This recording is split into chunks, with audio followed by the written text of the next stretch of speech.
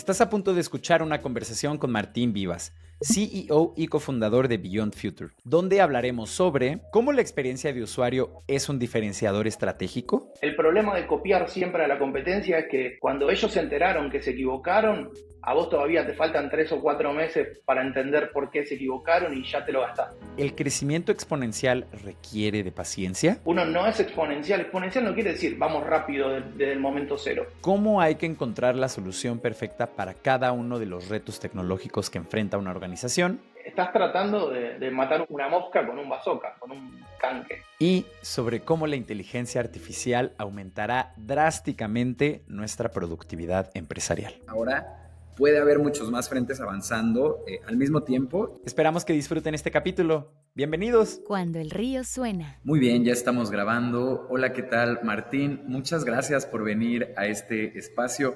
Nos encantaría empezar preguntándote cómo se ve un día a día en tu vida. Gracias a ustedes por la invitación, un placer. Mi día a día básicamente tiene diferentes matices. Tengo 12 viajes al año, más o menos en promedio, así que trato de mantener una rutina un poco más compleja que alguien que está siempre en el mismo lugar, y trato de ser metódico en eso. También tengo un equipo grande a cargo de mucha gente senior, entonces tratamos de arrancar la mañana revisando información, generando insights sobre esa información, revisando las noticias.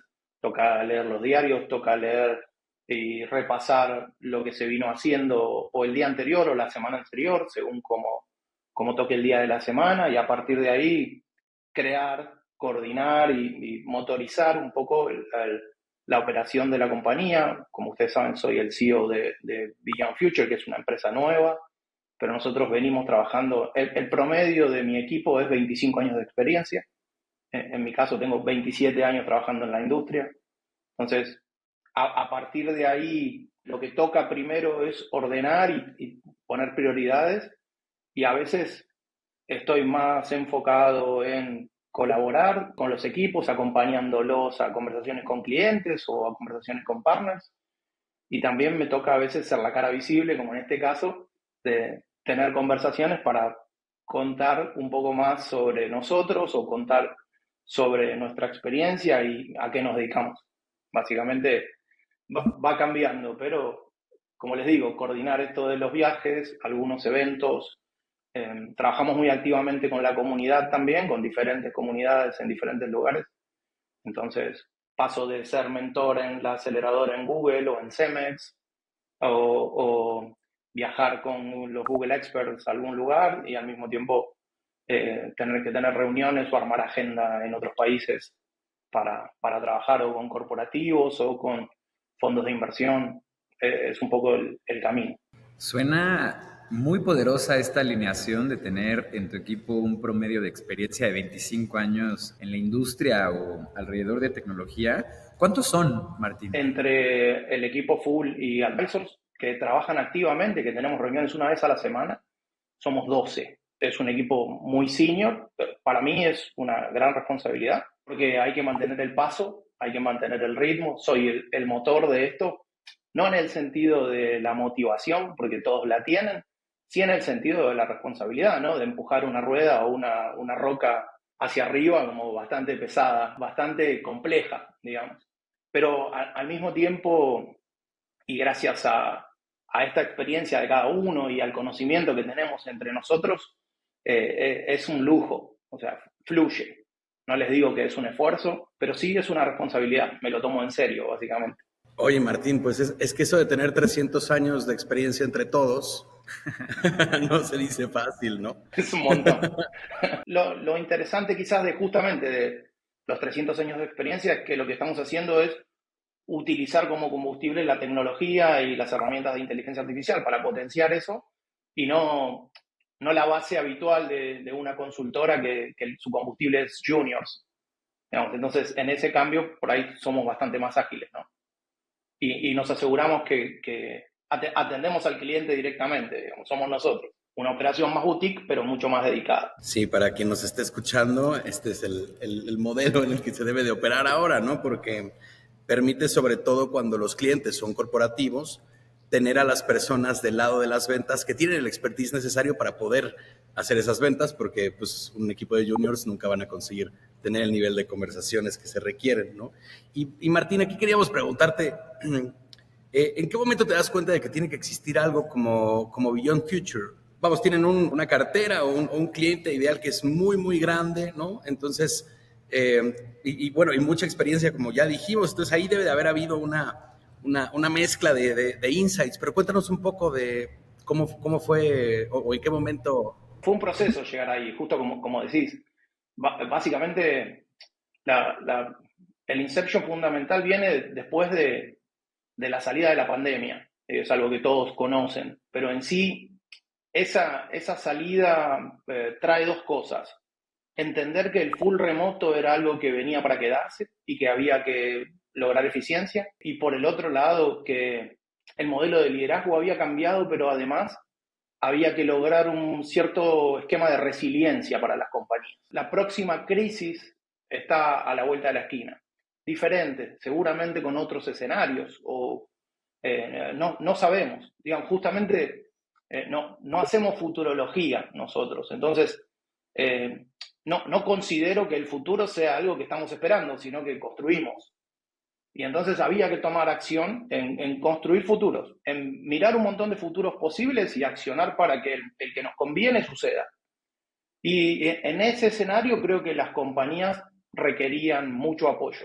Ahora, lo siguiente que pasó es que la solución de hoy es la inteligencia artificial. Antes fue mobile, o fue web, o e-commerce, o pagos, ¿sí? O banca digital.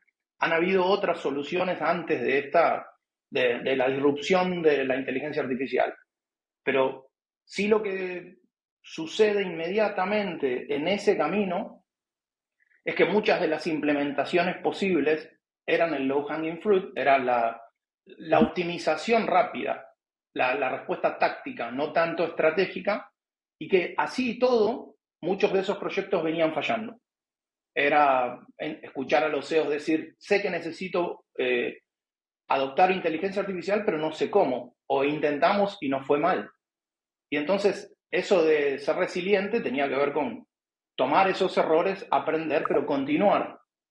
Y ahí es donde nos empiezan a escuchar más y nosotros planteamos un modelo más estratégico. Como ustedes saben, porque vienen de ahí, nosotros desde la tecnología tenemos el Customer Development, Lean o Design Sprint, muy cercanos, ¿no?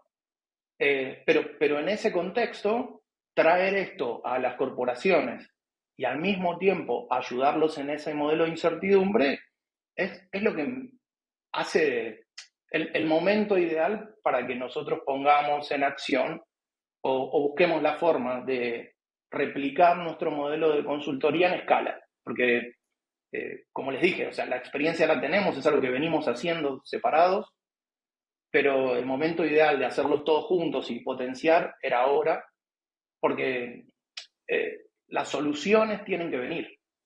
Y ponerte estratégico no es tan fácil, ¿sí? Es fácil reaccionar, pero ser proactivos y diseñar o fabricar tu propio futuro no es fácil. Más cuando estás operando una multinacional, ¿no? Decir, bueno, ¿cómo giro esta mega empresa hacia otro rumbo? Y es como ir reparando el avión en vuelo, ¿no?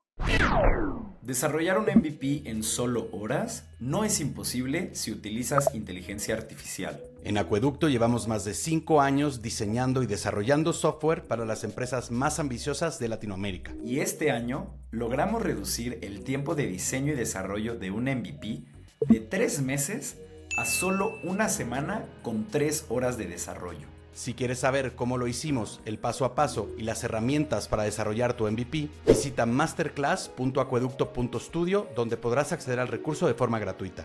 Regresamos con el episodio. Oye, Martín, tocas algo que me llama mucho la atención, porque parece como una contrariedad de entrada, ¿no? Dices la consultoría a escala, y la consultoría es como algo muy personalizado, ¿no? Muy de echarse un clavado en el negocio particular, ver cómo se mueven, cuáles son las cosas que los hacen distintos, incluso cuál es la cultura de cada una, ¿no? Y en cambio la escala es algo que, al contrario de eso, pues está muy despersonificada, ¿no? ¿Cómo hacen ustedes o qué significa para ustedes hacer consultoría a escala? Mirá, tiene varios componentes. Fundamentalmente tiene que ver con tener un buen diagnóstico.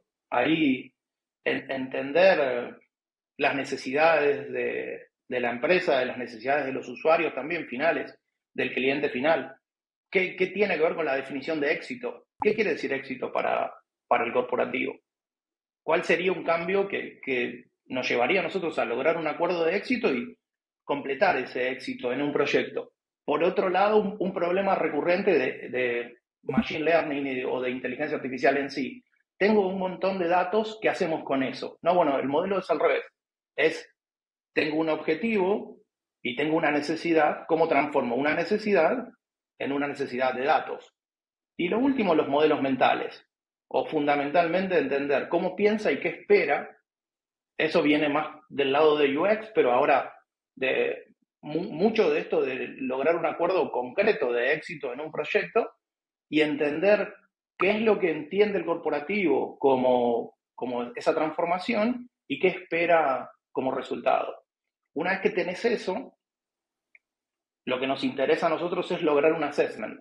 Cuando nosotros hacemos un assessment, para comenzar un proyecto, el assessment tiene 7 partes. Imagínense que en esas 7 partes nosotros marcamos 3 niveles. Y en esos niveles podemos hacer hasta 5 o 7. Pero 3 niveles en lo básico, para explicarme fácil, da unas 2100 combinaciones, más de 2100 combinaciones. Eso nos da un perfil de la compañía y nos permite tener un diagnóstico en el que nosotros a escala podemos entender el perfil de la compañía y el perfil de consultor necesario para esa compañía y hacer una customización rápida de un servicio y por el otro lado presentar un plan de mejora en las áreas según qué tipo de compañía el cliente quiere ser. No es lo mismo, no es para todos igual. Por eso no es que yo vendo una cajita, sino que hago una alta customización profunda adelante y después puedo liderar proyectos que toman un responsable. Nosotros no solo tenemos PMs en los proyectos, sino que además tenemos un responsable director de satisfacción del cliente, que es el que coordina la relación con el cliente. Y eso nos permite tener una relación cercana con el cliente, tener un reporte correcto de los proyectos y ayudarlo a poner en palabras aspiraciones. O sea, nosotros construimos legado. Básicamente mi conversación con un CEO es, ¿qué querés dejar? ¿Cuál es la compañía que vos querés dejar dentro de 50 años? Entonces, a partir de ahí, los planes tienen otra perspectiva. Y quizás incluso esto que estamos haciendo ahora en el cambio tecnológico de la inteligencia artificial, me estaba teniendo una conversación temprano con algunos de los partners de las empresas grandes de inteligencia artificial. Yo me decía, no estamos pudiendo pensar más allá de 2 años, porque las posibilidades son tantas que es difícil darle al cliente perspectiva más allá. Bueno, a mí me toca hacerlo, incluso sin saber cuál va a ser la próxima tecnología, pero yo tengo que imaginar el próximo negocio. Tengo que imaginar cómo van a ser los clientes a futuro. Entonces, a partir de eso, tenemos un modelo o un proceso que nos permite armar un roadmap, que nos permite tener un buen diagnóstico. El punto inicial de partida de un proyecto es todo. Y después la escala tiene que ver con herramientas, tiene que ver con generar capacidades adentro del cliente. Uno es exponencial cuando empieza despacio y va acelerando progresivamente. Uno no es exponencial. Exponencial no quiere decir vamos rápido desde el momento cero. Eso es lo que arruina muchas veces un proyecto grande con una buena intención, incluso del consultor o de la corporación, porque esperan resultados ya, prometen resultados ya, prometen adopción ya, prometen adopción incluso interna. Y a veces te dejan un proyecto andando que nadie en la compañía lo puede tomar. No hay ownership en una compañía para un proyecto que quedó girando en el aire.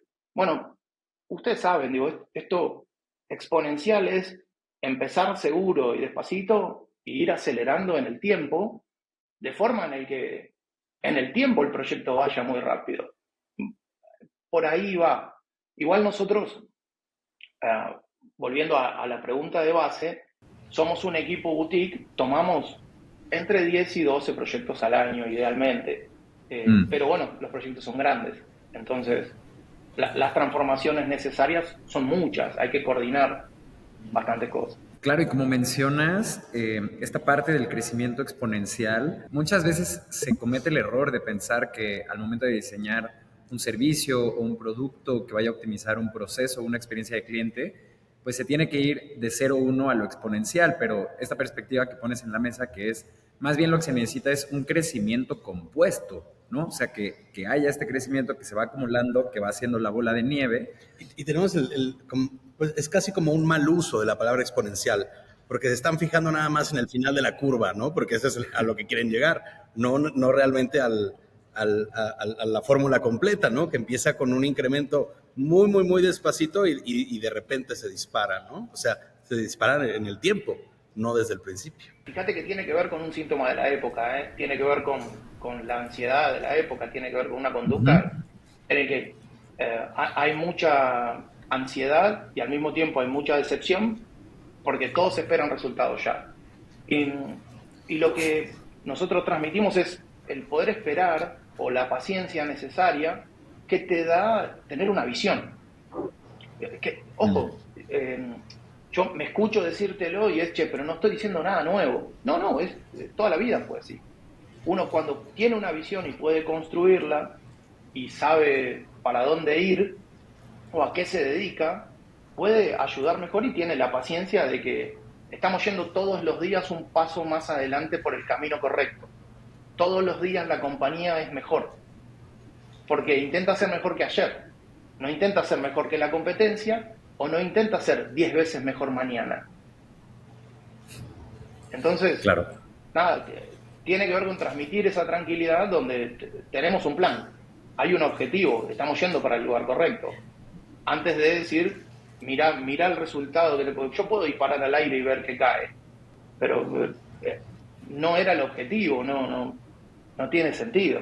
Y mira que también es muy curioso cómo viniendo de una consultoría que integra en gran medida soluciones de inteligencia artificial o este nuevo paradigma en los corporativos, pues una de las cosas que hay que decir es paciencia, aunque la inteligencia artificial pues sí acelera el ratio de transformación de las cosas a cuando las comparamos a solo hace 2 años, 3 años, ¿no? O sea, como yo lo pienso mucho en particularmente de los servicios que nosotros ofrecemos, el de la construcción de un MVP, de cómo una prueba de concepto antes podía tomarnos pues muy punks, hasta 2 meses, mes y medio, así, si no prestábamos mucha atención en varios detalles que nos gusta prestar la atención, como el UI o pedazos que hacen más rica la experiencia de usuario.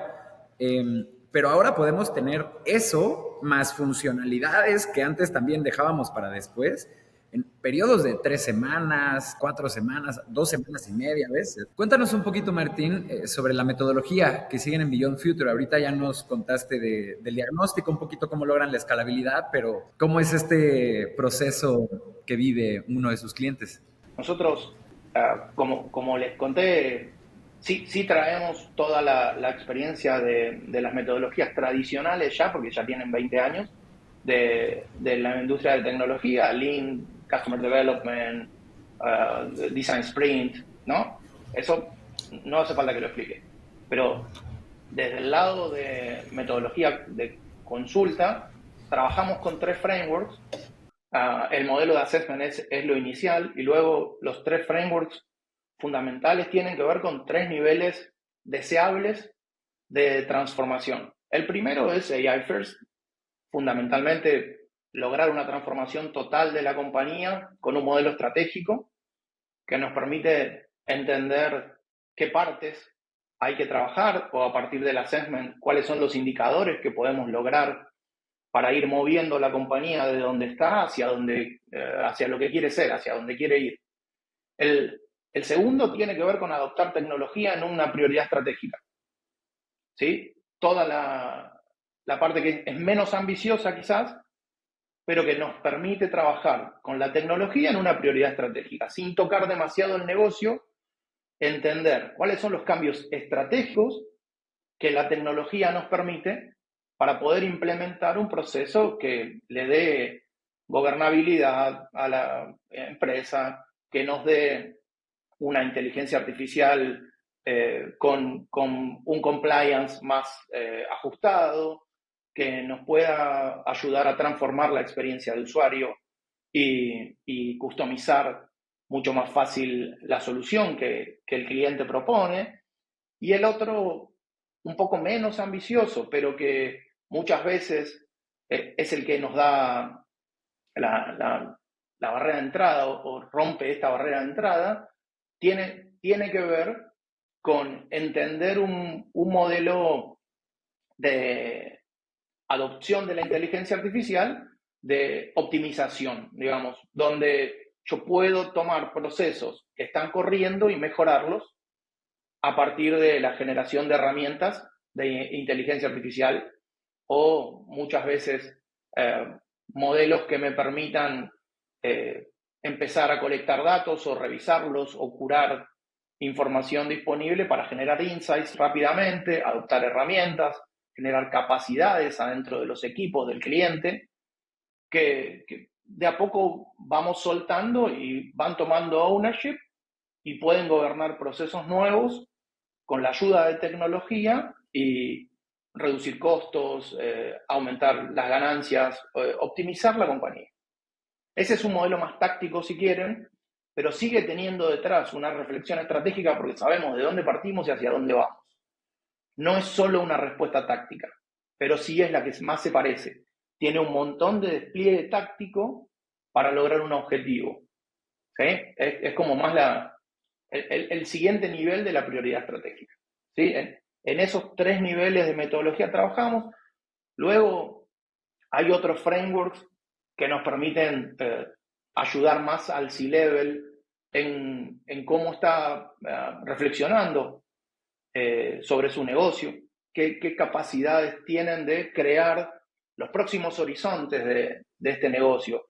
Ustedes entienden bien que un producto en un horizonte 1 puedo tener el manejo del día a día y estar pensando en un roadmap de 1 año o de 18 meses, pero si yo estoy pensando en un horizonte 2, ya estoy pensando entre 3 y 5 años y ahí tengo que tener la reflexión de cómo va a ser mi usuario entre esos 5 años, cómo va a ser el negocio dentro de 3 o 5 años. Entonces, ayudarlos a pensar en diferentes horizontes, ayudarlos a pensar en un proceso de futuros y encontrar ecos de esos futuros para traer al hoy, nos acelera también este desarrollo de capacidades adentro del C-Level para tener un modelo de liderazgo diferente. Ustedes saben que también las empresas tradicionales están adoptando el modelo de liderazgo de las compañías de tecnología, que es el de las compañías de tecnología de hoy. Les aclaro que hace 20 años el modelo de liderazgo de los emprendedores tecnológicos era bastante nocivo, era bastante tóxico, me hago cargo. Teníamos un modelo emprendedor que era como, bueno, somos todos emprendedores y el equipo también tiene que trabajar 16 horas al día. Y eso trajo muchas complicaciones. Hoy el emprendedor sabe bien que si no construye cultura y procesos, no hay equipo que te siga, porque vos podés dedicar mucho tiempo más, el emprendedor no toma vacaciones. Un empresario diferente, a veces el empresario incluso es profesional y no es founder, toma el control de una compañía y lidera, tiene otras habilidades profesionales. El empresario, uno pasa de emprendedor a empresario cuando la empresa no te necesita, cuando podés irte de vacaciones, cuando tu equipo te cubre las espaldas. Aclaro para los que o están del otro lado todavía o no vivieron cómo era esto de ser emprendedor con todo full acelerado en los 2000 o hasta el 2010. Pero bueno, volviendo al modelo bueno de emprendedor, entendemos que esto del liderazgo transparente, el líder como servicio, el SEO a disposición de la compañía, OKRs, o sea, objetivos y resultados clave transparentes, y todas las etapas de la compañía, todas las áreas de la compañía pensando cómo colaboran con el objetivo fundamental de la compañía, es un modelo que hoy está yendo a las corporaciones y que ha ido rápidamente. Me encuentro con un montón de ejecutivos que son cinturones negros, que saben el libro de memoria, que están ávidos de conocimiento. El tema es cómo transformo lo de abajo y cómo todo eso que aprendí lo puedo aplicar en una compañía de 45.000 empleados. Y ese es el desafío, ¿no? ¿Cómo transformo lo de abajo? Bueno, nosotros ayudamos a completar esa parte. Oye, Martín, y ahorita justo que mencionas a los 45,000 empleados. Y aquí teníamos algo que preguntarte que los concierne a los 45,000, ¿no? Veíamos en su sitio de Beyond Future justamente que, y ahorita lo mencionaste en tu respuesta anterior, ustedes son AI First y es uno de los frameworks que están implementando con sus clientes, ¿no? Pero también vimos que son People First al mismo tiempo. Cosa que tiene una relación curiosa, que ahorita donde te voy a preguntar justamente porque ¿cómo es esto, no? O sea, al mismo tiempo, la inteligencia artificial viene a desaparecer un montón de puestos y a crear un montón, ¿no? O sea, igual y acabamos con un positivo de un porcentaje alto, ¿no? O sea, no quiere decir que vayan a desaparecer, pero va a haber un cambio importante de una fuerza de trabajo que se dedicaba a un montón de cosas que ahora va a tener que dedicarse a una nueva, ¿no? Entonces, ¿cómo hacen ustedes para empatar ese traslado de la fuerza, ¿no? Eso, porque los 45,000 hay mucha gente haciendo cosas que ya van a desaparecer pronto y muchas personas no haciendo las que van a ser necesarias en los siguientes años. Primero, sí, la disrupción de la inteligencia artificial cambia el paradigma. Disrupción es eso, justamente algo de lo que no se puede volver atrás. ¿Sí? El ferrocarril, las máquinas, primero las máquinas a vapor, la energía nuclear, cambio de paradigma, sí.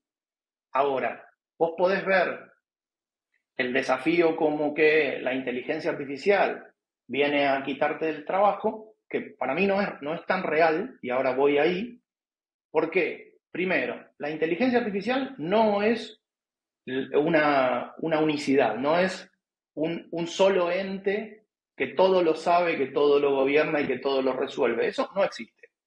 Hoy no existe. De hecho, incluso si lograra el 95% de todo lo que dicen, competirían entre sí. Incluso, bueno, DeepSeek viene a decir, che, nosotros también jugamos y esto se hace desde otro lugar, incluso con todos los bloqueos económicos y restricciones que han puesto para que eso no suceda. Bueno, eso sucedió porque hay gente que piensa, porque hay gente que trató de resolverlo, porque es muy capaz. Eso no lo hizo la inteligencia artificial sola. Eso lo hizo un tipo que se puso a estudiar matemática 20 años para decir, bueno, soy ingeniero, con todas estas restricciones el modelo funciona así. Entonces, nunca estuvo tan bueno ser humano. Lo que te obliga es a no ser un tonto. Lo que te obliga es a educarte más. La inteligencia artificial responde un montón de cosas, pero está entrenada para, en lugar de ir a la respuesta directa, tener una respuesta elegante. Si tu maestra en el colegio primario preguntaba ¿cuánto es 5 más 5? Si vos levantabas la mano y decías 10, cuando nosotros éramos chicos estaba mal, porque la respuesta era 10, pero la respuesta correcta era, maestra, 5 más 5 es igual a 10, que no es lo mismo que decir 10. Entonces, lo que hace bien la inteligencia artificial hoy es formular las respuestas correctas o tratar de traducir un conocimiento a algo más fácil de explicar. Te lo explica mejor. Pero vos podrías usar inteligencia artificial para cultivar un mejor vino. Ahora, la inteligencia artificial no sabe qué quiere decir tomar un vino con tu amigo, porque no vivió la experiencia. Y nunca, por ahora, o en el futuro próximo, no va a vivir esa experiencia. No sabe qué quiere decir que el vino tenga ese sabor particular. no va a poder diferenciar. Químicamente quizás pueda analizarlo, pero no qué quiere decir eso para mí, qué quiere decir para un argentino comer un asado con una botella de vino tinto. Puede leer en un libro lo que alguien escribió sobre eso, pero el modelo experiencial no es algo que se pueda reemplazar. Entonces, vuelvo a la pregunta inicial. No sé si me expliqué bien, si no lo exploramos más, pero digo, hay experiencia que no se reemplaza, ¿sí? Y en ese modelo, hoy, por ejemplo, veía en la conversación con dos partners que estábamos juntos, tres en una reunión, y me decía, mira, el trabajo de ustedes no se va a reemplazar por una sola cosa, que es que vos estás poniendo la cara, me estás diciendo qué es lo que hay que hacer y te estás haciendo cargo. Bueno, esa confianza que yo genero mirándolos a ustedes a los ojos y tratando de expresar, es irreemplazable. Puede ser falseada, no estoy diciendo que no, pero el vínculo, la experiencia que nosotros estamos haciendo acá, teniendo esta conversación, difícilmente pueda ser reemplazado en el corto plazo en lo que tiene que ver con tu equipo, en lo que tiene que ver con cómo ustedes dos, porque se conocen de antes, han generado esa confianza. Entonces, primero, digo, la inteligencia artificial es una herramienta. Segundo, no te apures a despedir toda la gente. Trata de hacer más con el equipo que tenés, porque quizás esto puede fallar y vas a tener que volver a contratar, y eso es más caro al final. Entonces es mejor ser más eficiente con el equipo que tenés que despedir a todos y tratar de reemplazarlos por 3 agentes. Entonces, nada, creo que el modelo va a ser hagamos más, va a ser hagamos un paso más adelante y exploremos, veamos qué sucede. Porque en el modelo de todos nos quedamos sin trabajo, bueno, ¿quién compra los productos? ¿Quién los paga? ¿Quién los disfruta? ¿Cómo generamos dinero? Si a todos nos llega una renta universal, las cosas, nada, nos salen más caras, eso es inflación. Chicos, o sea, si emitimos dinero por algo que no haces, genera inflación. O sea, somos argentinos, o sea, puedo explicar horas qué es lo que sucede de cómo es imprimir dinero sin que haya un esfuerzo detrás. Entonces, creo que la inteligencia artificial es una herramienta, potencia, tenemos que explorar cuáles van a ser las consecuencias, pero no me apuraría a decir que te vas a quedar sin trabajo. Sí, quiero ser claro en esto, yo puedo perder mi trabajo o puedo perder a un cliente contra alguien que sabe lo mismo que yo, pero usa mejor las herramientas. Perdón, Martín, no somos tampoco catastrofistas al respecto, y que pensemos que mañana van a desaparecer un montón. pero sí, o sea, más bien, si una organización tiene a 10 personas que hacen servicio al cliente y gracias a las herramientas pueden atender al doble de clientes el día de mañana, pues ya era un puesto que solía crecer al año que ya no creció, ¿no? O justo el ejemplo que pones ahora, ¿no? Que alguien que utiliza muy bien las herramientas versus alguien que no las utiliza, pues será desplazado. Y entonces, a lo largo del tiempo, ya embarrando en el tiempo, pues sí llegan las herramientas a hacer cambios, ¿no? A pesar de que sí, estamos completamente de acuerdo contigo en que no vamos mañana a ver a un montón de gente en la calle, ¿no? Habrá más oferta, se nivelará la oferta y habrá más demanda también. Si el trabajo que te tomaba 8 horas ahora lo resolves en 2, seguramente en las otras 6 hagas algo con tu vida y generes un gasto, o generes un ingreso para alguien, o te dediques a tener otro empleo, o tengas un hobby y eso genere valor. La cuestión está en no perder el objetivo de que trabajar es generar y capturar valor. Y yo creo que nunca tuvimos la posibilidad de generar y capturar tanto valor. O sea, no, difícilmente. Y no quiero con esto tampoco ser catastrófico o del otro lado, decir, bueno, desenchufemos todo y volvamos. Las disrupciones, no hay vuelta atrás. La gente que piensa que tenemos que volver a la época de las cavernas y desenchufar todo y con eso lo resolvemos, no le darías de comer a 7.000 millones de personas. O sea, no, es imposible. Sin tecnología esto no funciona. Entonces, en ese modelo tratemos de crecer. No es escapar hacia adelante, es crecer, que no es lo mismo, ¿eh? Sí, no, 100% Martín. Y yo creo que das en el clavo en varios frentes. El primero de ellos, que esta tecnología es un potenciador y que lo que nos permite es generar valor a una velocidad mucho más acelerada que en otros paradigmas, ¿no? O sea, por ejemplo, y vuelvo a tomar de ejemplo solo la experiencia propia que tenemos nosotros con uno de nuestros clientes más importantes, pues tenemos un backlog que ya se estira a los años o a los varios trimestres, ¿no? Y justo este año fue increíble poder nosotros modificar nuestro proceso de desarrollo, donde desde la redacción de un PRD viene acompañado de un prototipo funcional que hace el mismo PM, que después sigue el desarrollador y eso acorta el proceso de desarrollo a pues, muchísimo, no sé el rate, pero es ridículo lo mucho que lo acelera, y poder ver cómo ahora en el backlog caben muchas más iniciativas que se quedaron en el pasado como un nice to have o como un eso lo vemos en otro trimestre, porque sencillamente ahora puede haber muchos más frentes avanzando al mismo tiempo y qué mejor que todavía que con el mismo equipo que contrataste en la conversación que tuvimos cerrando el año de quién iba a trabajar para ti el próximo año, ¿no? O sea, al final es atacar más frentes, resolver más problemas, capturar más valor y pues la bandera que siempre cargamos, por lo menos nosotros, que es que este juego se trata de generar abundancia, ¿no? De este juego que es 1 más 1, puede ser 3, 5, 10 o 100x, si te apalancas de la tecnología. Sí, tal cual. Sí, sí hay un detalle de algo que dijiste.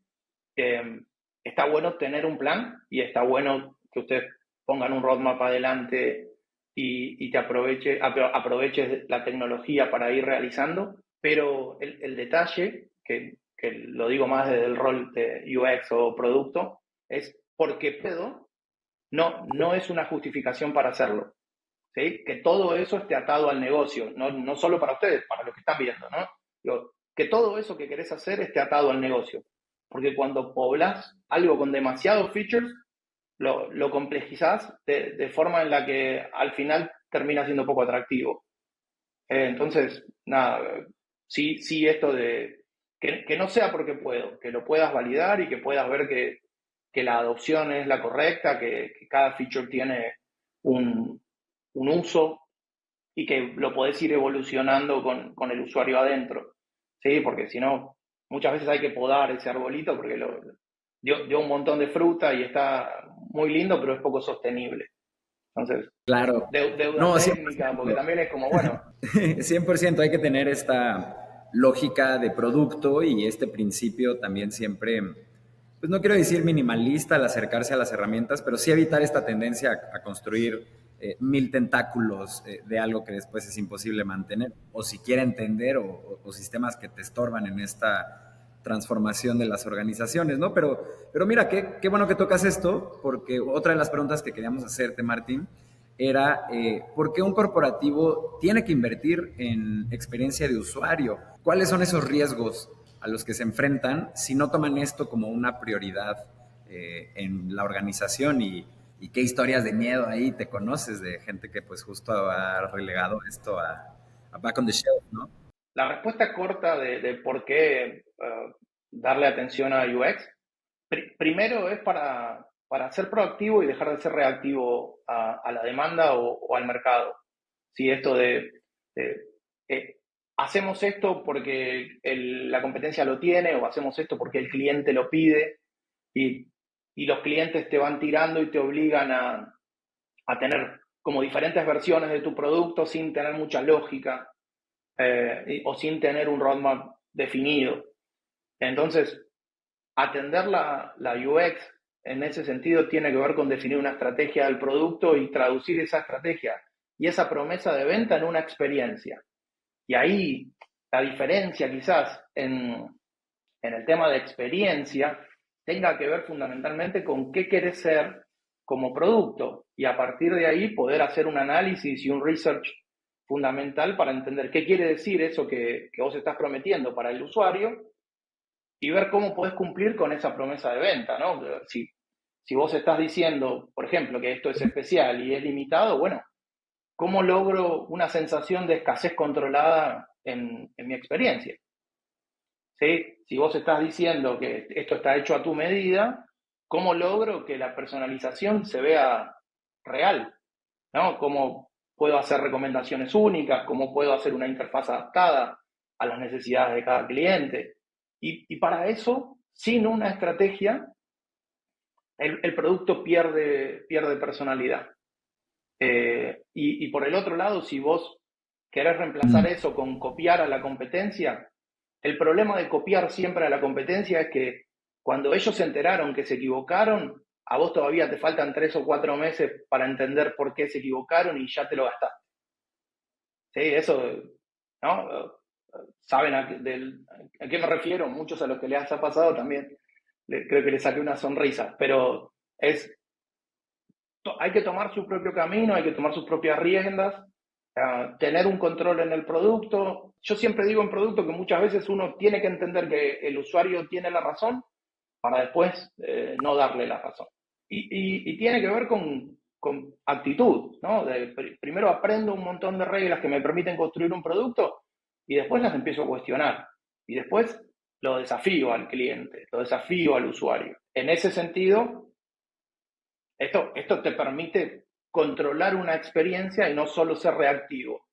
Porque en el caso de solo usar research para adaptar el producto o adaptar la interfaz, están respondiendo a las necesidades de un tirano muchas veces, ¿no? O sea, los puristas del research me están insultando, lo sé, me hago cargo. He tenido esta discusión con colegas por 15 años, pero sí defender una estrategia y entender cómo uno traduce esa estrategia en rasgos reconocibles de la experiencia, en cosas reales de la experiencia, es abordaje, para mí un abordaje correcto y que se puede sostener en el tiempo de UX. Y por eso sos fundamental. Porque si vos estás hablando de que sos único, sos diferente, bueno, ¿qué quiere decir eso para tu usuario? Es muy interesante esto que nos dices, Martín, porque pareciese que experiencia de usuario como área de diseño, de experimentación o de negocio, tiene su propio espíritu que lo va jalando hacia adelante, ¿no? Como, bueno, y es que la práctica lleva a las experiencias a ser más sencillas de utilizar, más rápidas, siguiendo un mejor patrón, ¿no? O sea, como que el mundo de la experiencia de usuario te va llevando en cierta dirección, pero tocas algo que es vital, y es que cada organización tiene su propia... tiene como su propio sabor de lo que es una experiencia de usuario, que no tiene nada que ver con las cosas que... Es más, que el 90% de los diseñadores de experiencia de usuario allá afuera es lo que los mueve, ¿no? Como, bueno, claro, vamos a hacer esta experiencia más rápida, aquí esto puede ser más fácil, aquí esto puede ser... Mira, si lo volteamos, el usuario no se da cuenta de que le pedimos estos datos, ¿no? Y todo en aras de ayudar al usuario a que consiga sus objetivos más rápido. Pero el negocio tiene el estilo en el que eso se ejecuta, y es muy importante que se defina y que se acompañe por quienes hacen experiencia de usuario, ¿no? Y que se haga esa investigación apropiada para que entonces se pueda imprimir, porque si no, de todas formas va a avanzar, pero sin una dirección estratégica clara, como justo comentas, ¿no? Sí, lo que pasa que esto que decís es exactamente así, porque a UX se llega de 3 lugares. Uno puede llegar desde el negocio, uno puede llegar desde el conocimiento del usuario o desde atención al cliente, y uno puede llegar desde el lado de la tecnología o del marketing, y uno puede llegar desde el lado de la tecnología. Y los 3 tienen abordajes diferentes. La práctica de UX sucede en esos 3 lugares, ¿no? Desde el diseño de las interfaces, desde la tecnología en sí, desde el conocimiento del usuario o desde el negocio. Y un buen manager por lo menos domina 2 de 3 y se complementa, pero deberíamos dominar las 3. En esos contextos, esto que vos decís de, bueno, lo podemos hacer más rápido, muchas veces ese es el dominio de la tecnología o es el dominio del negocio más eficiente. Lo que pasa que ya vimos la película terminar cuando uno de los 3 empieza a ganar. Muchas veces, si es solo el negocio, empezás a ver patrones oscuros o callejones sin salida donde se mete el usuario solo para que salís hacia adelante y solo salís por el botón de compra. Y entonces, nada, no hay recuperación, no hay control, el usuario se siente acorralado, la experiencia es mala. Quizás te compran una vez, pero seguramente que no vuelvan, ¿sí? Porque no había un user advocate que dijera, bueno, no, esto no es el usuario. El Golden Path no es el único camino que tenemos que pensar. Diseñemos para entender, para recuperarse de los errores. Ayudemos al usuario a evitar ciertos errores. Desde el lado de la tecnología muchas veces tiene que ver con la optimización o con toda la información que yo puedo extraer de un usuario que está. Muchas veces eso es útil para completar el negocio. Ahora, si yo le hago saber al usuario que tengo un dato que no debería tener, ahí el usuario entra en duda y me dice, bueno, pero ¿vos cómo completaste este número si vos no lo deberías tener? ¿Cuánto saben de mí? ¿Por qué? ¿Dónde está la información? ¿Cómo gobierno la información que ustedes tienen de mi lado? Y ahí empiezan los cuestionamientos. Entonces, esto funciona cuando todo funciona. La experiencia es holística en ese sentido y las mejores experiencias que yo he visto de UX son equipos que se pueden complementar y que tienen esa discusión en el día a día. No digo que no tiene que haber 3 o 4 personas en esa discusión tirante, pero cuando uno gana y se impone, la experiencia se resiente o el usuario sale perdiendo, ¿sí? Entonces, la discusión es sana, pero el equilibrio fundamental y una estrategia, que es la que define las discusiones, es fundamental. Yo antes decía, entre tu socio y vos, el que tiene la razón es el cliente, porque cuando hablas con el cliente y validás, podés lograr, bueno, en esto es lo mismo con el usuario. Miren, entre todo esto, el tipo no quería que le vendas 10 cosas, el tipo quería comprar. Bueno, hacéselo más fácil. Ahora, también tiene que poder elegir, también tiene que poder optar, también tiene que poder recuperar si puso algo o compartió algo, puso un dato mal. No lo tenés que obligar a recordar todo. Qué sé yo, heurísticas fundamentales. Simple. Pero digo, a veces la experiencia se resiente.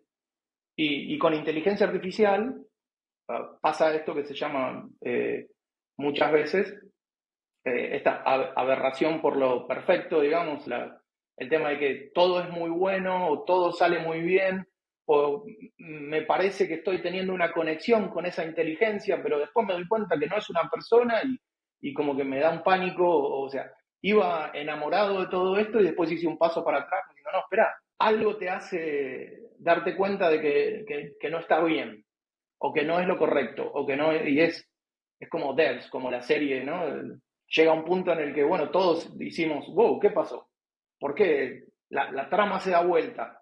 Esa sensación que perjudica la experiencia está detrás porque no hiciste un onboarding correcto, no presentaste a los humanos con la inteligencia artificial correctamente, no le explicaste, tus acciones no fueron explicadas correctamente, no hiciste. La forma más fácil de explicarlo es porque escuchaste esta canción, Rodrigo, te estoy recomendando esta otra.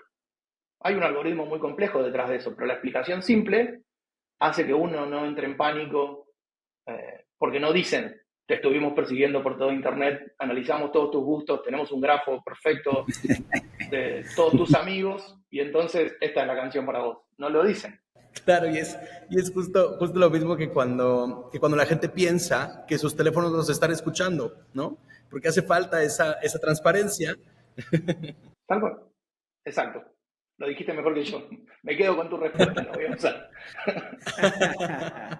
Oye, Martín, también queríamos preguntarte sobre otra cosa, ¿no? O sea, estos 300 años de experiencia que tienen ahí, se llevan un montón de lecciones.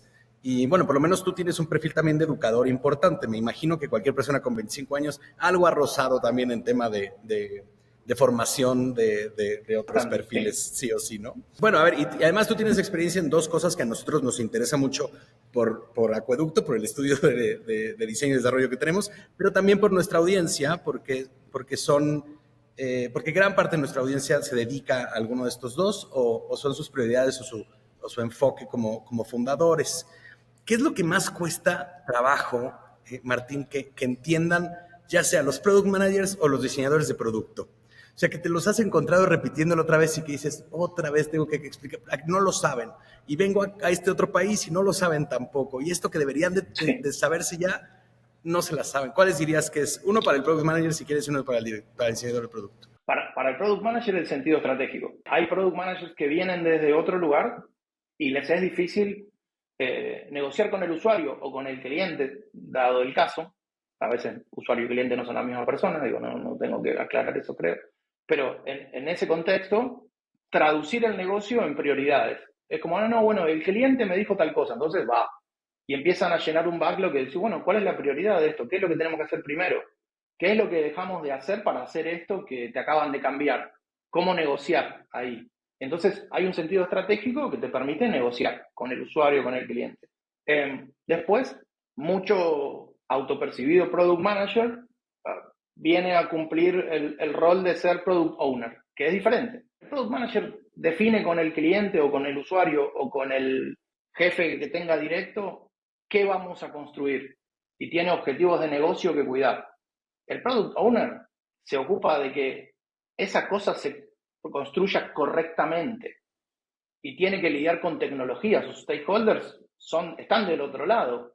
Entonces tiene que traducir eso del negocio en el modelo, en la interfaz. Uno está mirando UX y el otro está mirando UI. Uno está mirando el objetivo de negocio y el otro está mirando que más allá del Golden Path tenemos que construir un montón de cosas. Uno está pensando en ayudar al usuario para no equivocarse y completar un proceso y está pensando en tareas y el otro está pensando en objetivos de negocio. Muchas veces estas dos cosas suceden en la misma persona, pero hay un punto en el que hay que negociar y que tenés que decir, bueno, mira, el compliance dice esto en banca, por ejemplo, o en fintech. El compliance dice esto. Pero tu cliente final te dice, yo prefiero pagar la multa y tener un onboarding más rápido porque mi objetivo hoy es ganar usuarios y entonces no me importa pagar una multa y no hacerlo correctamente o puedo limitar la operatividad de mi producto a un onboarding rápido y después completar el onboarding para darle más posibilidades al producto, pero es una regla del negocio. Yo estoy aplicando algo del negocio que tiene que ver con la prioridad de hoy de un cliente. Y diferente de alguien que se te empaca y dice, no, esto hay que construirlo de esta forma y es la única forma porque el producto se construye así, las heurísticas fundamentales de esta industria son estas y yo tengo que aplicarlo en un producto bien construido. Bueno, hay que negociar.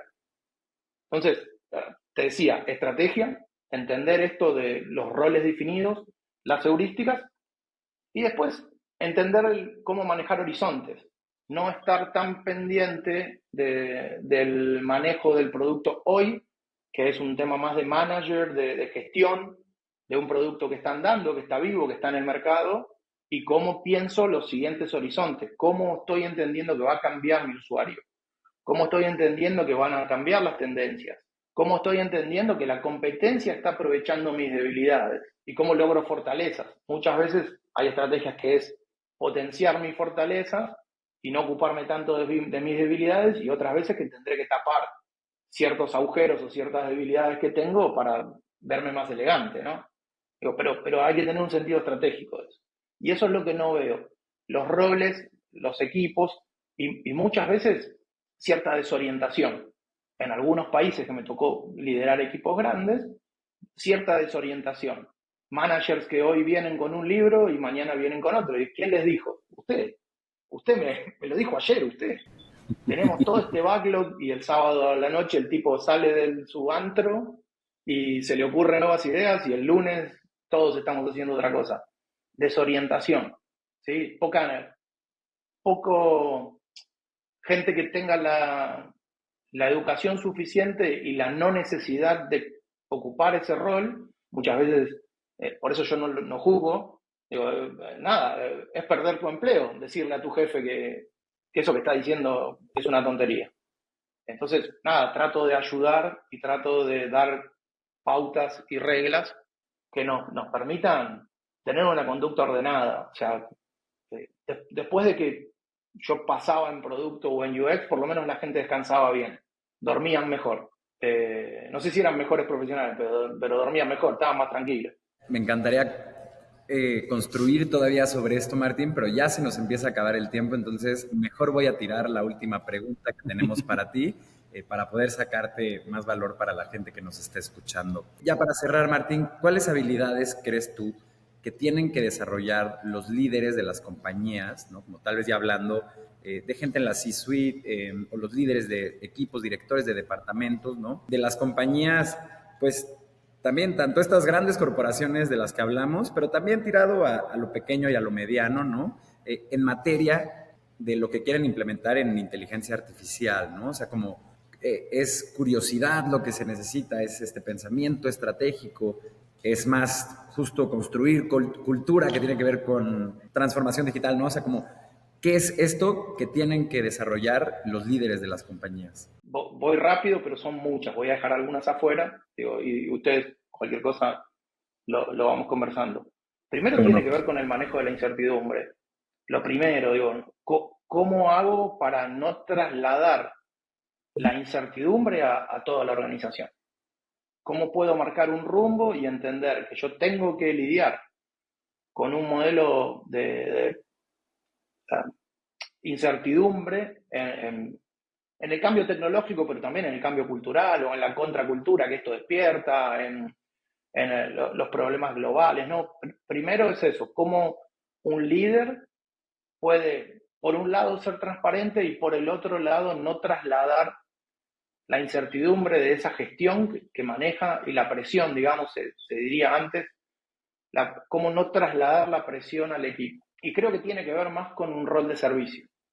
En ese modelo, muchas veces uno pone al CEO como el responsable de todo y en realidad el CEO o el C-Level o los directores incluso son el responsable de la gente que es responsable de la gente que hace trabajo. Y esa descarga, ¿sí? Tiene que ver con, bueno, hay un modelo de presión.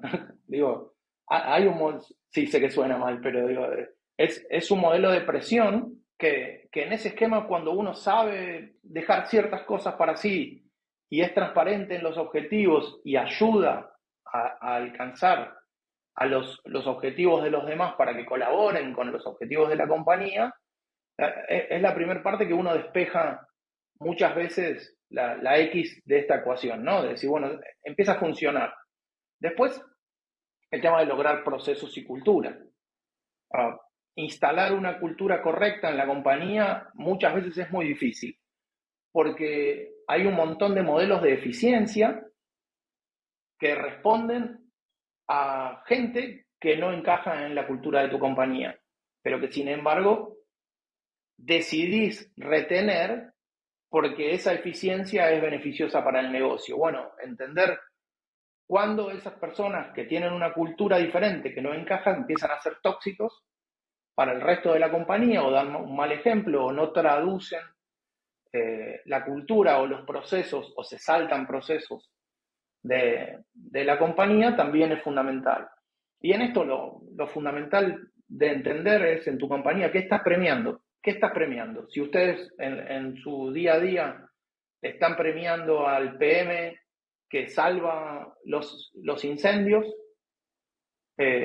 muchas veces terminan generando a largo plazo una cultura de que para conseguir un premio, yo primero tengo que prender fuego un proyecto para después salvarlo. Entonces, no hay que premiar al bombero, al tipo que salva del incendio todo el tiempo, porque al final nos volvemos en personas que están combatiendo el fuego todo el tiempo y nunca estás premiando la eficiencia, nunca estás premiando al tipo que los proyectos no se le prenden fuego. Entonces, lo segundo para mí tiene que ver con la cultura. Y después, en el modelo de inteligencia artificial propiamente, las posibilidades, capacidades más reales, entender cuáles son las alternativas de las compañías para implementar de la mejor manera las posibilidades de la tecnología o cómo pensamos posibilidades nuevas. Hoy con tecnología se puede hacer casi todo, pero después tenés que pasarlo por un filtro de costos y esfuerzo. Muchas veces cosas que se podrían hacer son muy caras o muy difíciles de implementar. Yo podría hacer un análisis causal de capas de información, que casi son capas geológicas en compañías, para encontrar el porqué de la raíz de un problema, de algo que me está sucediendo hoy.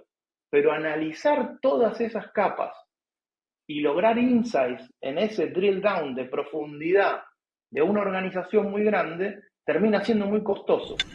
Porque yo tengo que buscar en todos lados todo el tiempo y hacer todos los cruces, todas las incidencias posibles para entender un modelo. Entonces, si yo quiero hacer eso en el sector de salud, en las clínicas de Estados Unidos, es muy caro.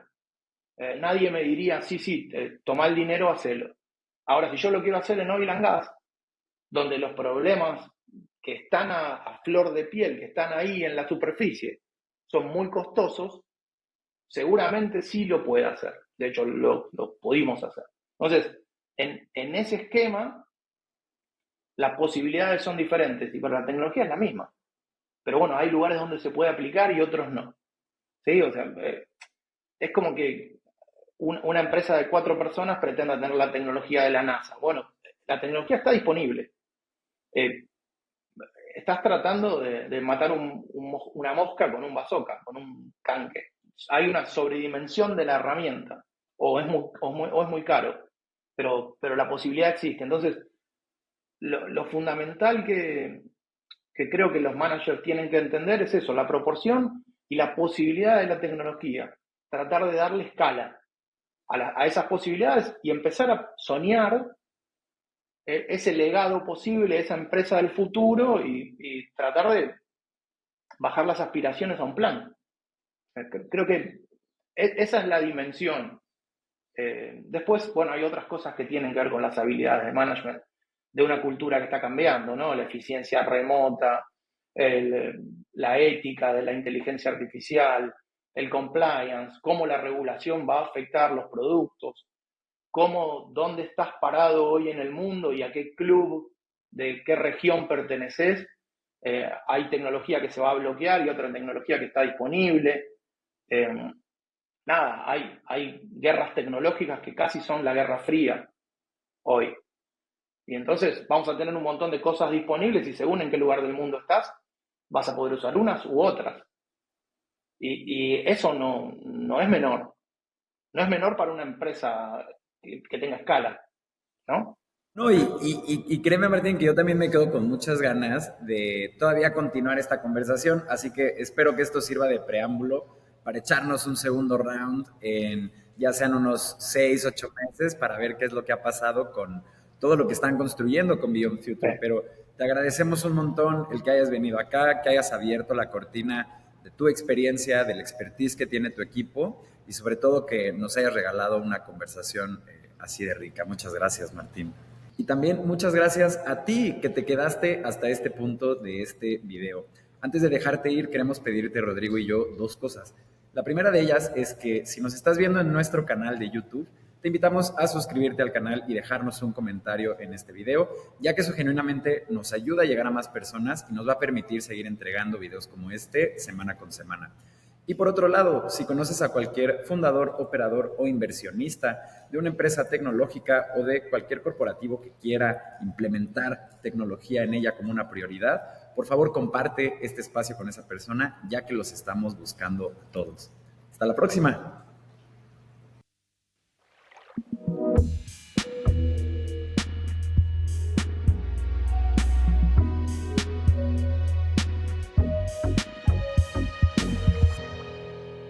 Cuando el río suena.